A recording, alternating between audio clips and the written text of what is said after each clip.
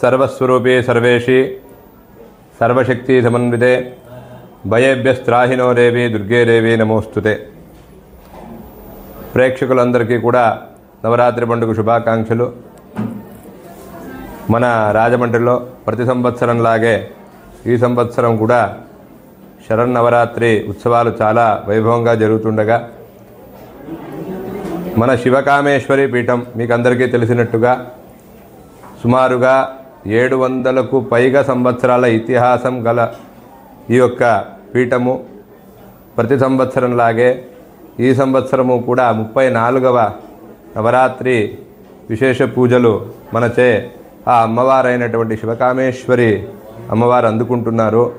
అందుకని భక్తులందరూ కూడా ఈ యొక్క క్షేత్రం ఇదే మన రాజమండ్రిలో ఉండేటువంటి షిరిడి సాయి మార్గులో వెలసింది। అందుకోసరంగా భక్తులందరూ కూడా ఈ క్షేత్రానికి వచ్చి అమ్మవారిని దర్శించుకోవాలి।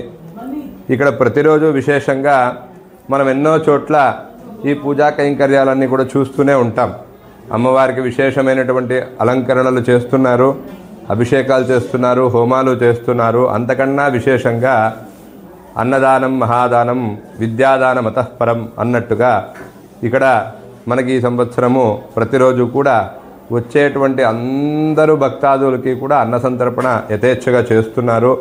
ఏదో అన్నదానం అంటే ఏదో ఒక రకంగా పులిహోరో పాయసమో దద్దోజనమో పెట్టకుండా అందరూ భోంచేసినంత వాళ్ళు ఏ పదార్థాలు అయితే అడుగుతారో అన్ని పదార్థాలు విశేషంగా అమ్మవారి నైవేద్యం చేసి ప్రసాదంగా ఇచ్చేటువంటి మహత్ కార్యక్రమం ఇక్కడ మనకి ప్రతి సంవత్సరం జరుగుతూ ఉంది। ఇంతకన్నా విశేషంగా వస్త్రదానం కూడా జరుగుతూ ఉంది। ఇంతటి ఒక సామర్థ్యము ఆ భగవతి అమ్మవారి అనుగ్రహం మనకందరికీ కలగాలి అంటే అది మాటలతో చెప్పేటువంటిదైతే మాత్రం తప్పకుండా కాదు।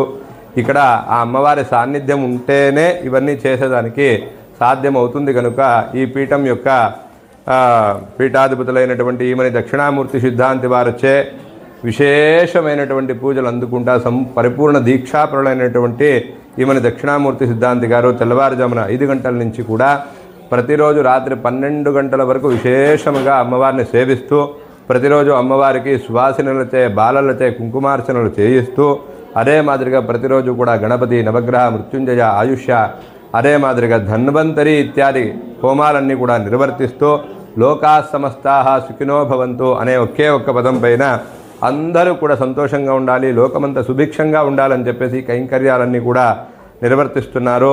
కావున భక్తులందరూ కూడా దయచేసి ఈ అమ్మవారి యొక్క కృపకు పాత్రలు కావాలను అని అనుకున్న వాళ్ళందరూ కూడా ఒక్కమారైనా వచ్చి అమ్మవారిని దర్శించుకొని మీ కోరికలు అమ్మవారి దగ్గర విన్నవించుకుంటే అమ్మవారి అనుగ్రహించినట్టు చరిత్ర చెప్తూ ఉంది। అదే మాదిరిగా మీరు కూడా ఇక్కడికి వచ్చి అమ్మవారి కృపకు పాత్రలు కావాలను అని చెప్పేసి భక్తులందరికీ కూడా విజ్ఞప్తి చేసుకుంటున్నాను। లోకా సమస్తాః సుఖినో భవంతు, సమస్త సన్మంగళాని భవంతు।